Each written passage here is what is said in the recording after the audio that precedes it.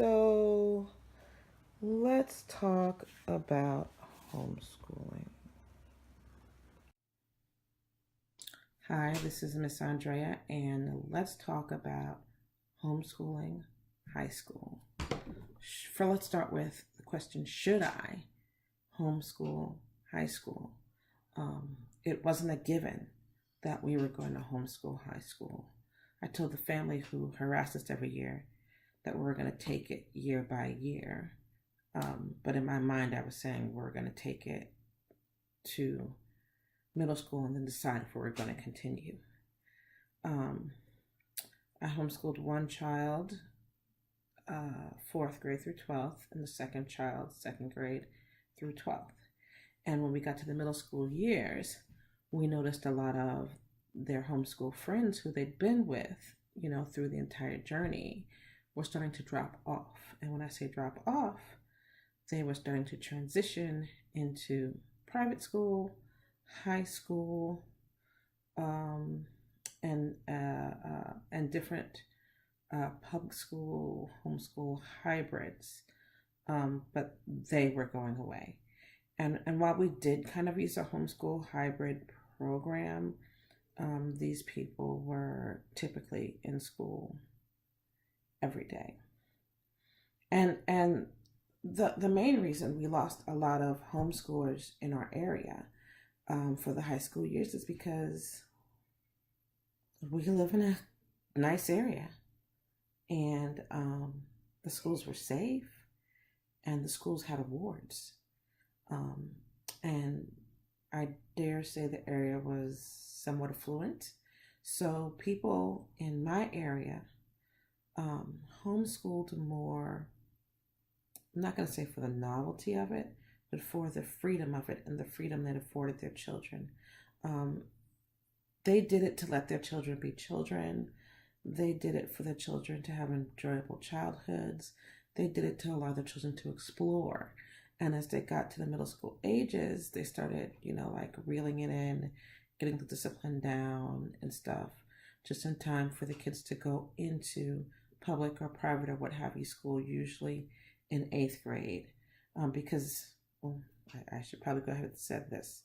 It's easier to transition your child it is easier to transition your child from homeschool into public school in middle school or for ninth grade year.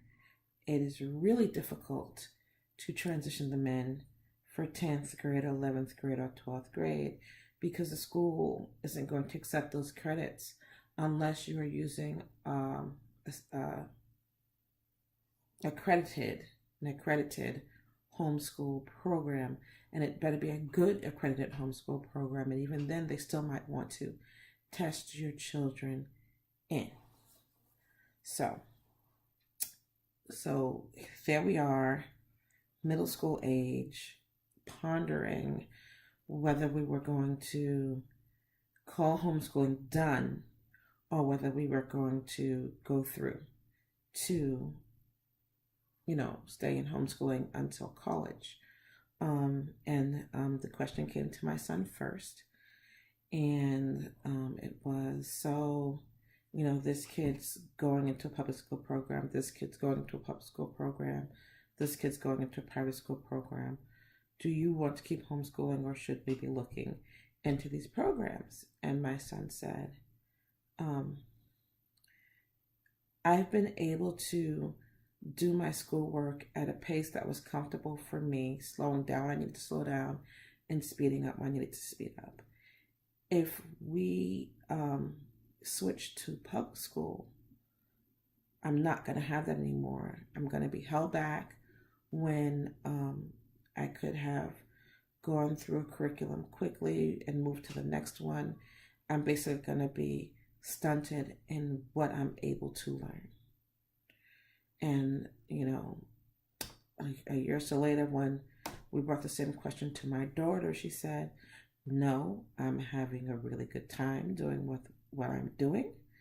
The drama program, high schools, isn't as free as the drama program in the homeschool, school, because when it's time to go into tech, we can put on a play.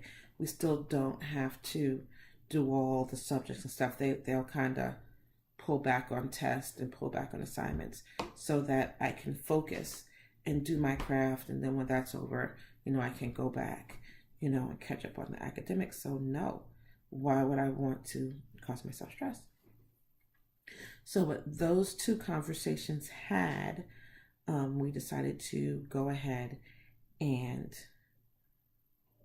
homeschool for the high school years. Now, I also know people who've decided to start homeschooling in the high school years. And that's tricky, but it can absolutely be done. There was an instance where someone came to me and said, this kid isn't behaving. I think I'm going to homeschool him for high school. Tell me what to teach him. And I said, well, let me introduce you to what the public school has, for people who want to homeschool. Because the parent worked full time. The kid was going to have to do it on their own. And the chance of homeschooling working out when it was being done as a punishment to punish the child is slim to none.